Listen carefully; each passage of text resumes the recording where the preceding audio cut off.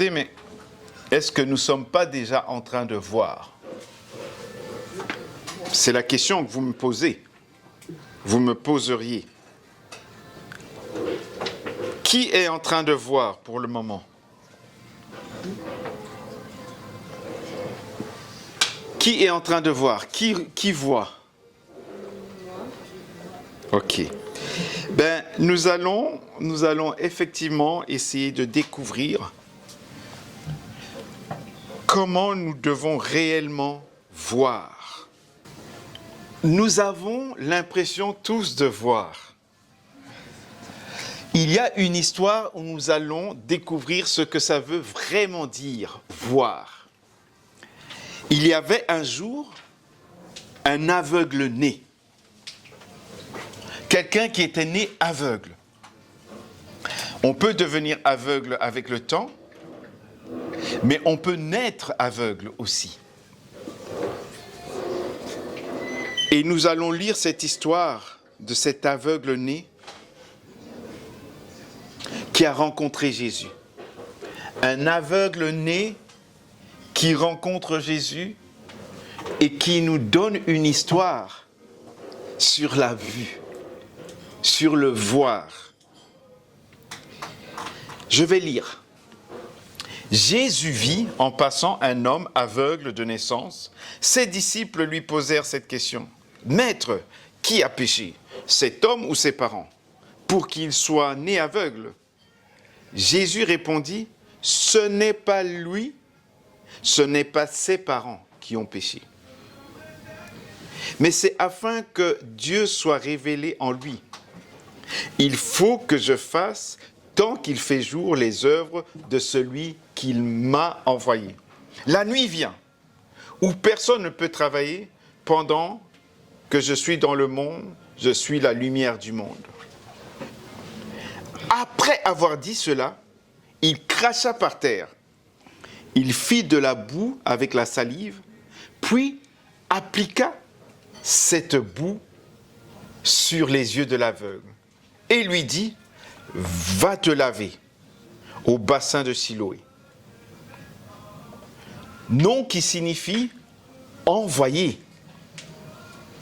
Il alla donc, se lava et revint, voyant clair.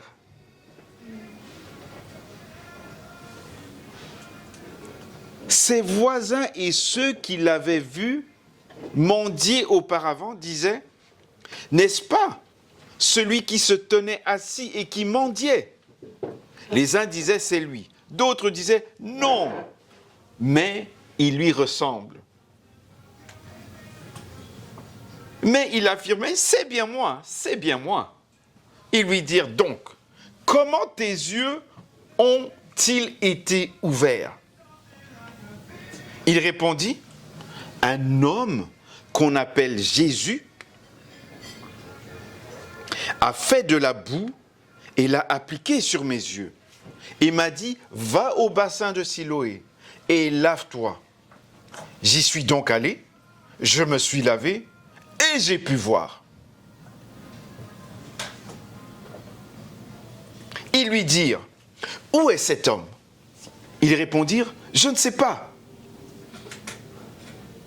Ils menèrent vers le pharisien l'homme qui avait été aveugle.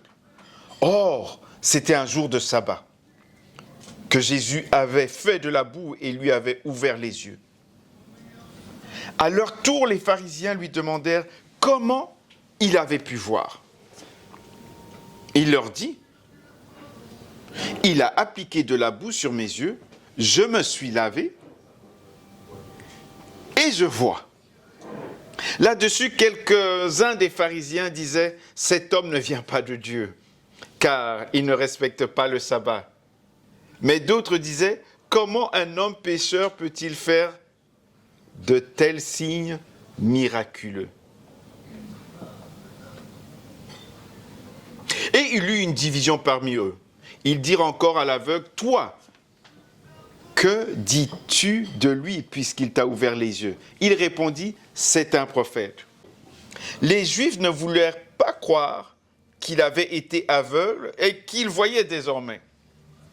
avant d'avoir fait venir ses parents, ils ont fait venir ses parents, et ils l'interrogèrent en disant, « Est-ce bien votre fils que vous dites être né aveugle? Comment donc se fait-il qu'il voit maintenant ?» Ses parents leur répondirent, « Nous savons que c'est bien notre fils et qu'il est né aveugle, mais nous ne savons pas comment il se fait qu'il voit maintenant, ni qui lui a ouvert les yeux. Interrogez-le lui-même, il est assez grand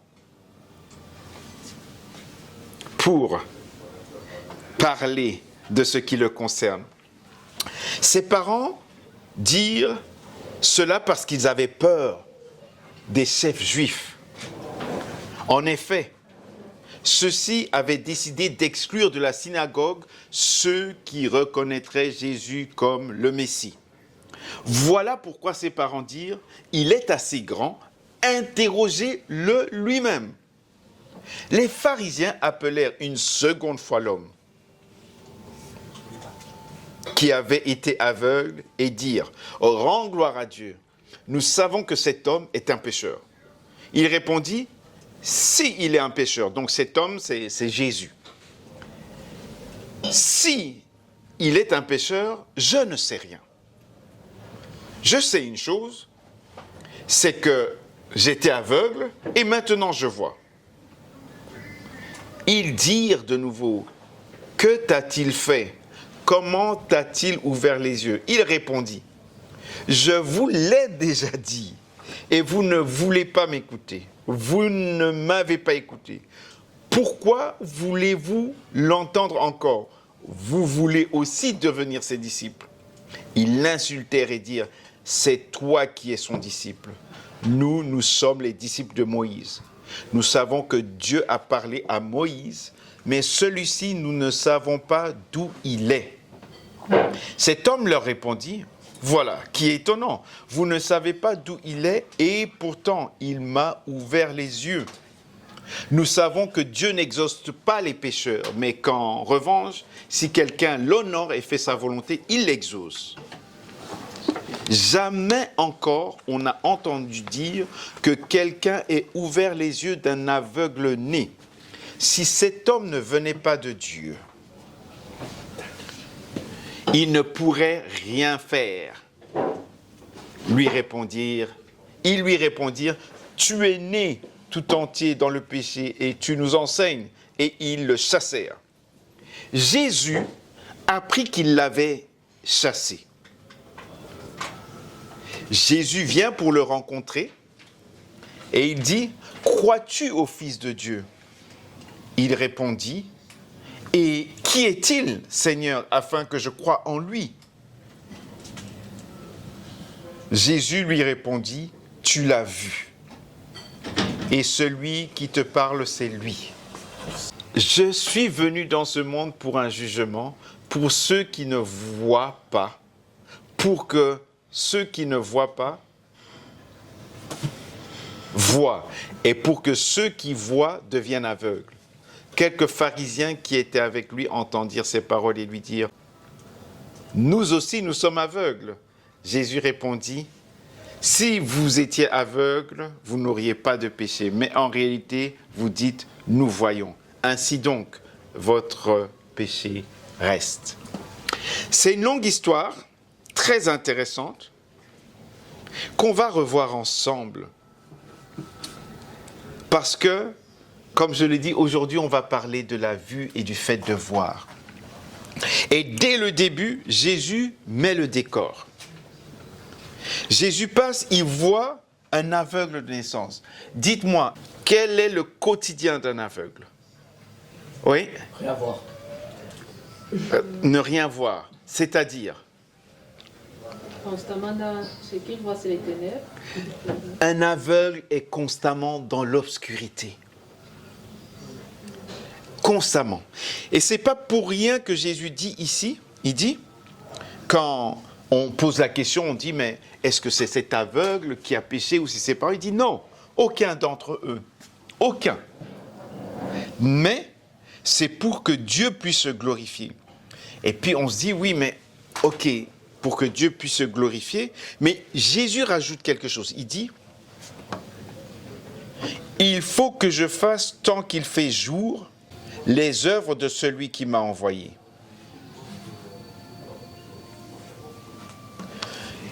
Il faut que je fasse tant qu'il fait jour les œuvres de celui qui m'a envoyé. La nuit vient.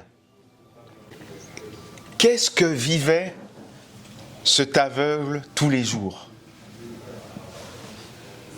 Cet aveugle vivait... Pardon? L'obscurité. Cet aveugle vivait la nuit tous les jours.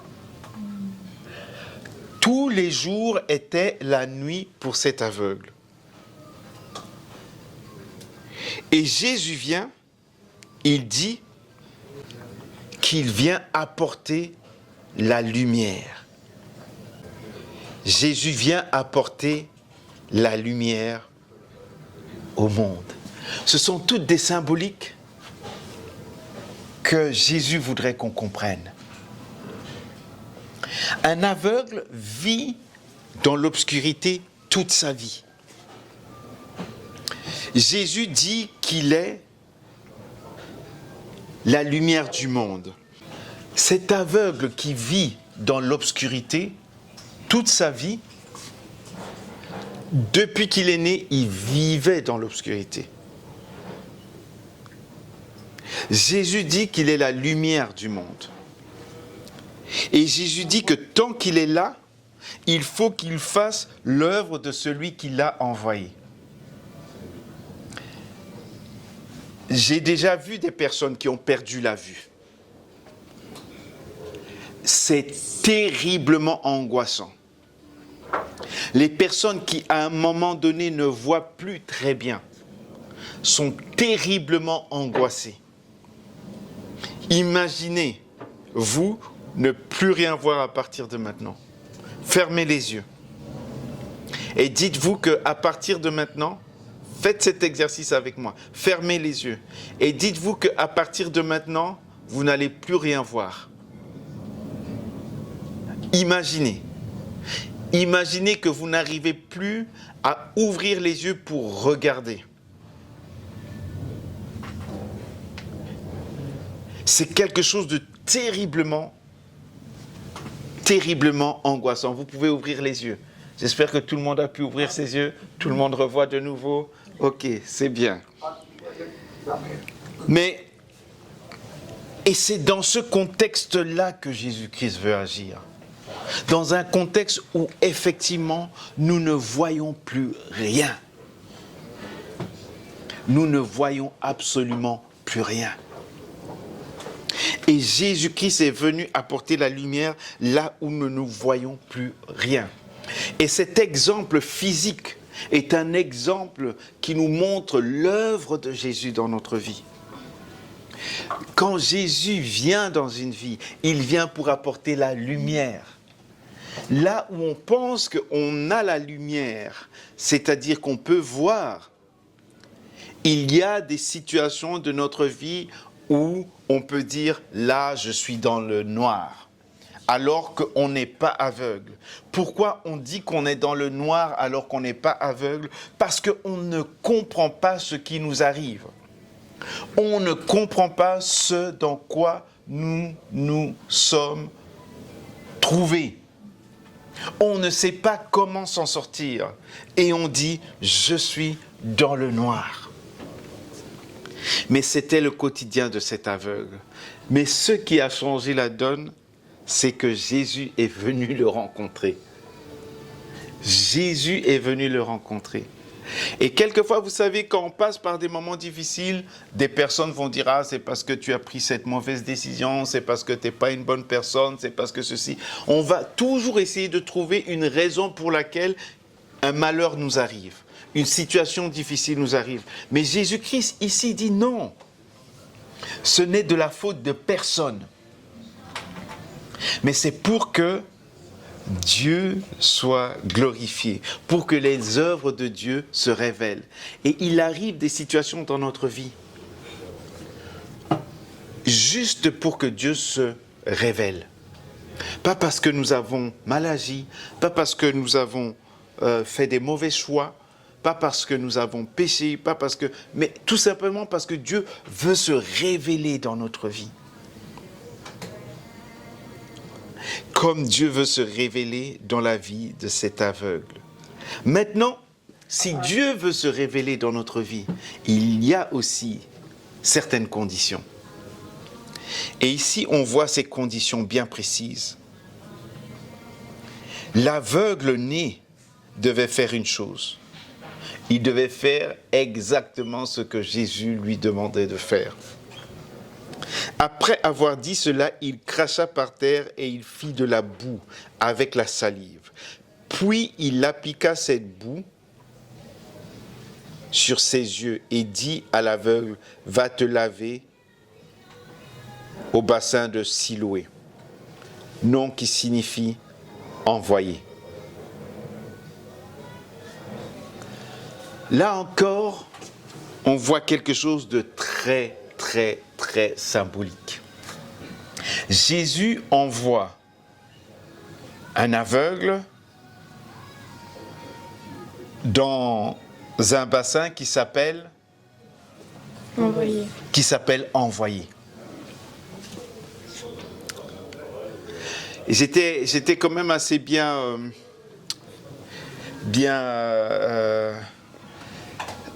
interpellé par la question de Marie-Lise quand on a lu cette histoire. Elle dit, mais attendez, mais cet aveugle, comment il a fait pour aller au bassin de Siloé? Il était aveugle. C'est une bonne question. Et la question que je me poserai encore, c'est, mais Jésus, quand même, respect, tu vois qu'il est aveugle, et pendant qu'il est aveugle, tu l'envoies dans un bassin alors que tu sais qu'il est aveugle. Alors que tu as la capacité de faire comme ça, il a décidé de témoigner du fait qu'il était aveugle né et maintenant il voit. Et on lui pose cette question. Ses voisins et ceux qui l'avaient vu mendier auparavant disaient, « N'est-ce pas celui qui se tenait assis et mendiait ?» Les uns disaient, « C'est lui », les autres disaient, « Ce n'est pas lui ».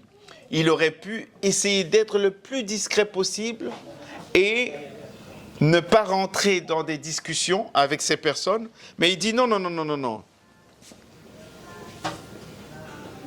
C'est bien moi. Il dit, c'est bien moi. J'étais aveugle et maintenant je vois. Et c'est ça qui est fabuleux.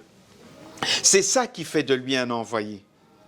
Parce qu'un certain nombre de personnes ont pu avoir la conviction, ont pu avoir la confirmation que Jésus a bien ouvert ses yeux. Et la question que je peux nous poser, quand Jésus fait quelque chose dans notre vie, est-ce que nous sommes de ceux qui font en sorte que notre environnement, notre entourage apprennent ce que Jésus a fait dans notre vie? Est-ce que nous faisons en sorte que les gens apprennent ce que Jésus a fait dans notre vie? Ou... Oui. Amen. Amen. Mais c'est ça qui fait de nous des envoyés. Et vous pouvez me dire, oui, mais ok, il a quand même passé des moments pas faciles du fait qu'il a essayé de dire ce que Jésus a fait dans sa vie. Ça n'a pas été facile pour lui. Effectivement, puisqu'il a été confronté à des pharisiens qui lui ont posé plein de questions. Donc on lui a dit, comment cet homme peut-il faire des signes miraculeux? En fait, on l'a drillé de questions. Mais il y a une chose qu'il a dit quand on lui a posé la question. C'est un prophète. Donc, il a donné à Jésus-Christ une opinion, une signification qui est lié à Dieu. Vous savez ce que ça veut dire un prophète? Un prophète, c'est quelqu'un qui parle de la part de Dieu. Donc un prophète est aussi un envoyé. Jésus, qui est envoyé par Dieu, vient, il fait en sorte que cet aveugle voit, et cet aveugle devient un envoyé qui reconnaît que Jésus lui-même est un envoyé. Et ce qui est intéressant, c'est que il s'est appuyé sur ce que Jésus a fait dans sa vie pour dire que Jésus est un prophète. Et souvent, vous savez, on peut difficilement croire, avoir la foi, si on n'expérimente pas quelque chose de concret. Et c'est pour ça que ma prière est que chacun d'entre nous, ou chacun de ceux qui sont en questionnement, puisse expérimenter quelque chose que Jésus fait dans leur vie pour voir qui Jésus est. Et Jésus viendra toujours se révéler avec amour. Il viendra toujours se révéler avec quelque chose de bien qu'il accomplit dans notre vie pour nous montrer qu'il est le Messie. Et il n'y a pas vraiment un fondement rationnel à la foi. Vous pouvez tourner la foi dans tous les sens, la foi n'est pas rationnelle. Considérer que Jésus est le Fils de Dieu n'est pas rationnel. Et c'est ce que disait cet aveugle-né. Moi, je ne sais pas qui il est, mais il y a une chose que je sais. C'est que j'étais aveugle et maintenant je vois. Et c'est sur ces faits que je vous dis qu'il est un prophète. Je pense qu'il est un prophète. Et ce sont toutes ces choses qui peuvent aujourd'hui aussi nous amener à avoir une autre opinion de Jésus. De le laisser éclairer notre vie. Et par cet éclairage qui pour cet aveugle a été le fait de voir, d'avoir les yeux qui voient, il a pu défendre ce qu'il a vécu. Et en tant que chrétien, c'est ce que nous sommes appelés à faire. Quelquefois, les gens ne vont pas comprendre. Les gens vont se dire, mais comment on peut être chrétien? Ça n'a pas de sens. C'est pas rationnel. Mais ce qui peut nous donner les arguments, c'est ce que Jésus a fait dans notre vie. Cette relation que nous avons avec lui. Les choses qu'il a, les prières que nous avons faites et que nous voyons qu'il a exaucées. Et nous savons qu'il les a exaucées parce que nous les lui avons demandé d'une manière bien précise. Et vous savez, cet aveugle-né, Jésus est venu le retrouver encore une fois de plus. Pourtant, Jésus aurait pu ne plus venir le retrouver et continuer son chemin. Mais Jésus a appris que cet aveugle-né a vécu des moments difficiles. Parce qu'il a été rejeté, même par ses parents, qui ne voulaient pas prendre son parti, de peur qu'eux soient chassés de la synagogue. Mais Jésus, ayant appris qu'il avait été un peu malmené de cette manière, Jésus vient le retrouver. Vous savez, quand nous sommes prêts à prendre des risques pour Jésus, Jésus-Christ viendra toujours nous retrouver. Il reviendra toujours nous retrouver. Il viendra toujours nous retrouver. Et vous savez qu'il n'avait pas eu le message du salut, cet aveugle-né. Il n'avait pas eu cette bonne nouvelle de qui était le Messie, que Jésus était le Messie. Mais parce qu'il a défendu ce qu'il a vécu avec Jésus, Jésus est revenu et Jésus lui a donné mieux que la vue, la révélation de qui il était, c'est-à-dire qu'il est le Messie. Et c'est là qu'il dit ici, l'ayant rencontré, Jésus lui dit, « Crois-tu au Fils de Dieu ?» Il répond, « Et qui est-il, Seigneur, afin que je croie en lui ?» Jésus lui dit, « Tu l'as vu. » Jésus lui dit, « Tu l'as vu. » Pourtant, Est-ce que c'est la première fois qu'il rencontre Jésus? La première fois qu'il avait rencontré Jésus, est-ce qu'il avait vu Jésus? Non. Est-ce qu'il avait vu Jésus? Non, il ne l'avait pas vu. Comment est-il possible qu'il voit Jésus maintenant? Parce que Jésus lui a ouvert les yeux.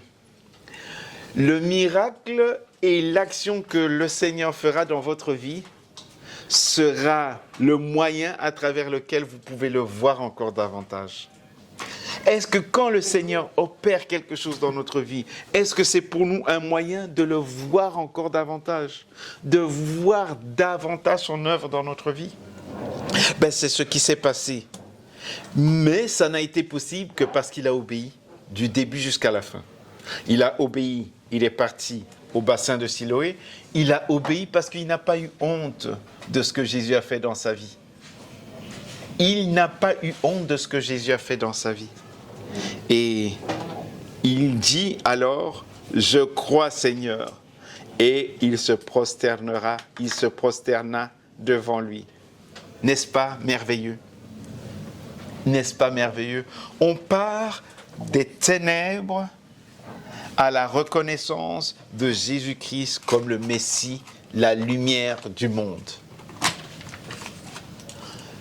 Les zones d'ombre, d'obscurité, même dans notre vie en tant que chrétiens, où nous ne savons pas très bien où nous allons, où nous ne comprenons pas les moments que nous traversons, Jésus veut apporter la lumière dans ces moments-là. Mais ça va impliquer qu'il mette de la boue sur nos yeux et nous demande d'aller les laver au bassin de Siloé. Et ça implique pour nous d'obéir. Parce que sans cette obéissance, il n'y aura pas une vision claire. Et il n'y aura pas non plus un témoignage. Et il n'y aura pas non plus une seconde révélation de Jésus-Christ. Que le Seigneur nous donne cette grâce vraiment d'être très ouverts à l'œuvre que Jésus-Christ veut faire dans nos vies. Et à lui obéir et à témoigner, à être des envoyés. Le Seigneur a vraiment un plan pour chacun d'entre nous. Il a un plan merveilleux pour chacun d'entre nous. Parce qu'il nous aime. Et il viendra d'une manière ou d'une autre. Cet aveugle-né n'avait pas prévu rencontrer Jésus. Mais on dit bien ici, Jésus vit en passant, il vit en passant un aveugle-né de naissance. Vous allez vous retrouver dans des circonstances où Jésus viendra vous rencontrer. Vous n'avez pas prévu le rencontrer.